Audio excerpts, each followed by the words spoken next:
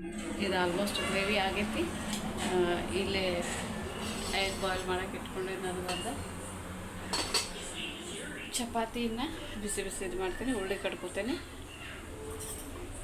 ಸ್ವಲ್ಪ ಎಣ್ಣೆ ಹಚ್ಕೊಂಡು ಕೈಗೆ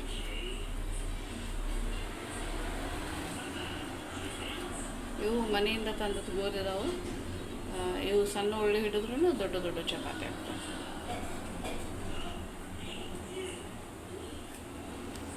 ನಾನು ಚಪಾತಿ ಫಾಸ್ಟಾಗಿ ಮಾಡ್ಬೇಕಂದ್ರೆ ಫಸ್ಟ್ ಹಿಂಗೆ ದೊಡ್ಡ ದೊಡ್ಡ ಲಟ್ಟಿಸ್ಕೊತೇನೆ. ಇದು ನೋಡಿರಿ, ನಾವು ಒಳಗೆ ತುಪ್ಪ ಹಾಕ್ತೀನಿ, ಮೇಲೆ ಎಣ್ಣೆ ಹಚ್ತೀನಿ. ಮನೆ ಒಳಗೆ ಮಾಡಿದ ತುಪ್ಪ ಇದ್ದಿದೆ. ಫಸ್ಟಿಗೆ ಹಿಂಗೆ ತುಪ್ಪ ಹಾಕ್ತೀನಿ.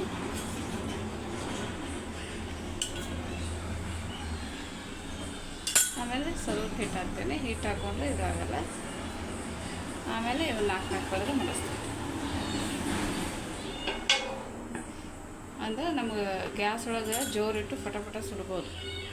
ಮತ್ತು ಎರಡು ಸೈಡೂ ಹಿಂಗೆ ತುಪ್ಪ ಹಿಟ್ಟು ಹಚ್ಚಿದ್ರೆ ಚಲೋ ಫ್ಲಫಿ ಆಗ್ತಾವೆ, ಅಂಟ್ಕೊಳ್ಳಂಗಿಲ್ಲ.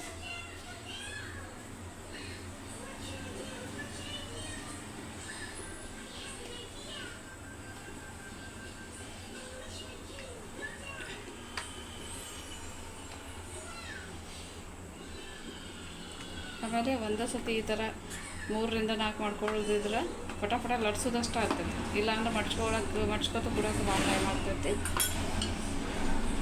ಆಮೇಲೆ ಗ್ಯಾಸ್ ಒಂದೇ ಸತಿ ಜೋರಿಟ್ಟು ಫಟಾಫಟ ಲಟ್ಟಿಸ್ಬೋದು.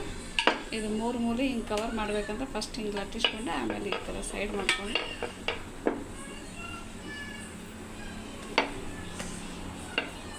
ಚಂದ ಲೇಯರ್ ಇರುತ್ತೆ. ಆಮೇಲೆ ಭಾಳ ತಿಳು ಲಟ್ಟಿಸ್ಬಾರ್ದು. ಚಪಾತಿ ಯಾವಾಗ ಪದರ ಆಗೋದಿಲ್ಲ.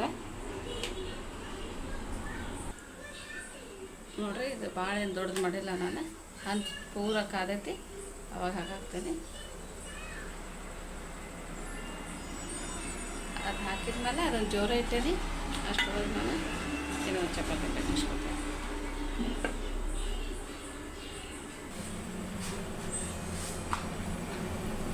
ಈಗ ಇದಕ್ಕೆ ಎಣ್ಣೆ ಹಚ್ತೇನೆ. ಫಸ್ಟಿಗೆ ಎಣ್ಣೆ ಹಚ್ಚಾಗಿ ನಾನು ಇದು ನೋಡಿರಿ ಎಷ್ಟಂದ್ರೆ ಇದು ರೆಡಿ ಆಗೈತಿ.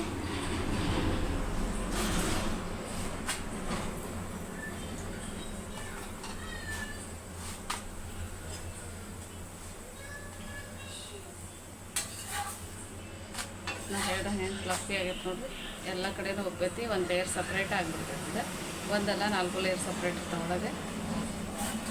ಈಗ ನಾವು ಹಿಟ್ಟು ಹಾಕಿರ್ತೀವಲ್ಲ, ಅಂಟ್ಕೊಳಕ್ಕೆ. ಆಮೇಲೆ ಸ್ವಲ್ಪ ಭಾಳ ಸಣ್ಣ ಮಾಡೋಂಗಿಲ್ಲ, ಇದು ಭಾಳ ತಿಳು ಮಾಡೋಂಗಿಲ್ಲಲ್ಲ, ಚೆನ್ನಾಗಿ ಇದಾಗ್ತದೆ. ಸ್ವಲ್ಪ ಇವು ದಂಡಿ ಸುಟ್ಟಿರಂಗಿಲ್ಲ, ಈ ಥರ ಮಡಿಚಿ ಅದನ್ನು ಆ ಪಾರ್ಟು ಆ ಕಡೆ ಮಾಡಿ ಸುಡಬೇಕು.